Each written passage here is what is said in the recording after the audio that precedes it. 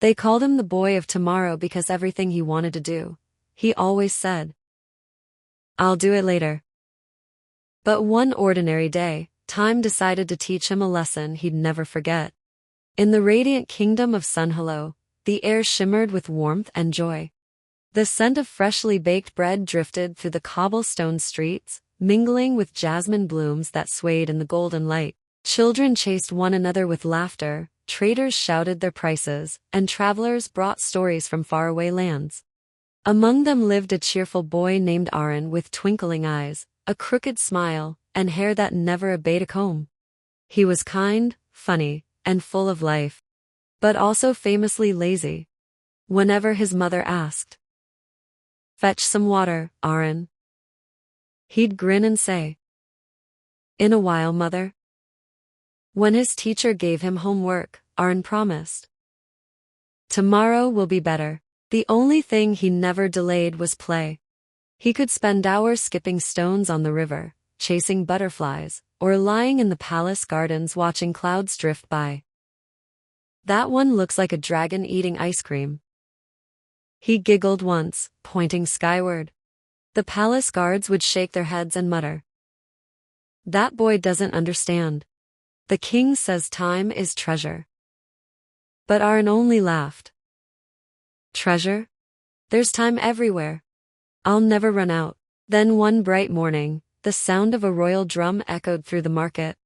A messenger on horseback declared, "Hear ye, hear ye. His Majesty announces a grand competition. Whoever offers the most valuable gift to the kingdom by the end of this month shall be rewarded with gold, honor, and a seat in the royal hall." The kingdom erupted with excitement. Jewelers dreamed of diamonds, farmers of golden wheat, and scholars of ancient scrolls. Artists planned to paint wonders for their king. And Arun? He smirked. "A competition? That sounds fun. I'll join. Tomorrow?" But tomorrow never came. While everyone else worked tirelessly, Arun lay in the fields, spinning stories in the clouds.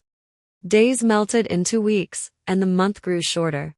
Each time he told himself, "I'll start tomorrow." Time quietly slipped through his fingers. Until, at last, the final night arrived. The marketplace glowed under lanterns as people carried their finished gifts: silver crowns, jars of rare spices, paintings that shimmered like dreams. Arun had nothing. Not even an idea. Panic rose in his chest as he wandered the market, desperate to find something worthy.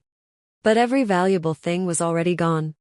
Then, in a dim corner between two tall shops, he noticed a crooked wooden sign. "Time unlocked." Curious, Arun stepped inside. A soft bell jingled.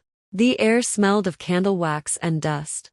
Shelves were lined with clocks, hourglasses, and sundials, some shining, others broken. Behind the counter sat a frail old man with silver hair and eyes that seemed to hold centuries within them.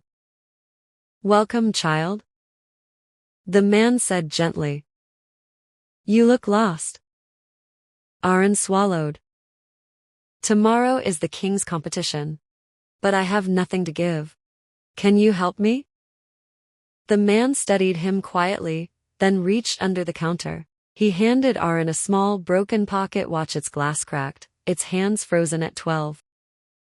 "This is my gift to you," the man said. Arun frowned. "But it's broken. What value does it have?" The old man leaned closer. "This watch holds more worth than gold. Because it mirrors those who waste their time, its hands have stopped just like the lives of people who keep saying tomorrow. They believe they have endless hours. Until time runs out." Arun's breath caught.